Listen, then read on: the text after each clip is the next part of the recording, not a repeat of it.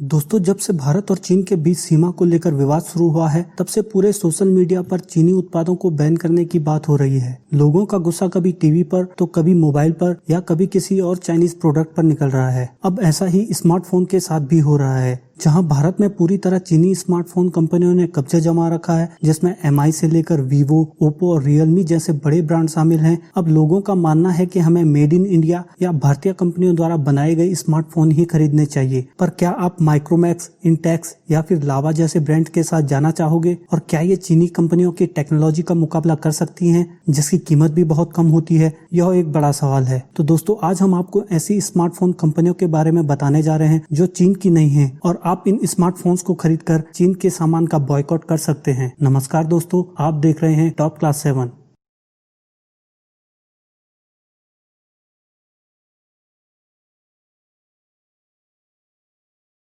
Number 7, Nokia.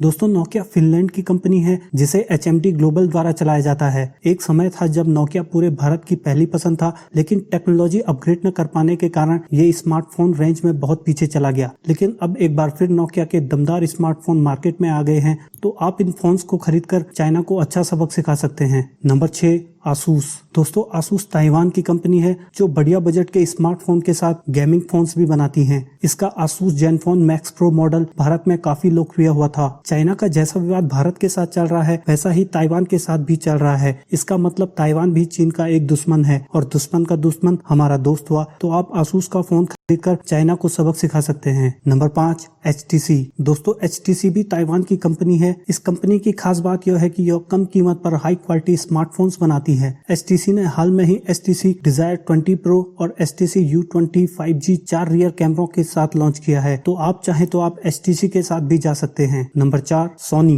दोस्तों, Soni Japan की company है। कैमरे के मामले में यह भारत की पसंदीदा और सबसे पुरानी कंपनी रही है, लेकिन सोनी के मोबाइल फोन्स को भी भारत में एक समय पर बहुत प्रसिद्धि मिली थी। लेकिन इसके फोन महंगे होने के कारण भारत की मिड रेंज मार्केट में अपना प्रभाव नहीं जमा पाए। लेकिन फिर से सोनी ने अपनी एक्सपीरिया सीरीज से दमदार वापसी की है। तो आप चाहें तो जापान की इस कंपनी को सपोर्ट करके आप चीन से बदला ले सकते हैं। Number 3, Google. दोस्तों, गूगल किसी परिचय का मोहताज तो नहीं है, लेकिन जानकारी के लिए आपको बता देते हैं कि गूगल दुनिया का सबसे बड़ा सर्च इंजन है। लेकिन क्या आप जानते हैं कि गूगल स्मार्टफोन्स भी बनाता है, और सिर्फ बनाता ही नहीं है बल्कि ये इन्हें भारत में भी सेल करता है। गूगल ने सबसे पहले अपना एंड्रॉइड स्मार्टफोन पिक्सल 2013 में लॉन्च किया था, और तब से गूगल इसके कई वेरिएंट्स लॉन्च कर चुका है। वैसे गूगल इन फोन्स को खुद नहीं बनाता है, बल्कि ज्यादातर ये इन्हें और कंपनियों से मैन्युफैक्चर करवाता है, जैसे HTC से। लेकिन दोस्तों, आपको तो पता ही है कि गूगल के CEO सुंदर पिचाई हैं, और वो एक भारतीय हैं। तो गूगल के फोन खरीदकर भी आप चाइना के प्रोडक्ट्स का बहिष्कार कर सकते हैं। नंबर 2,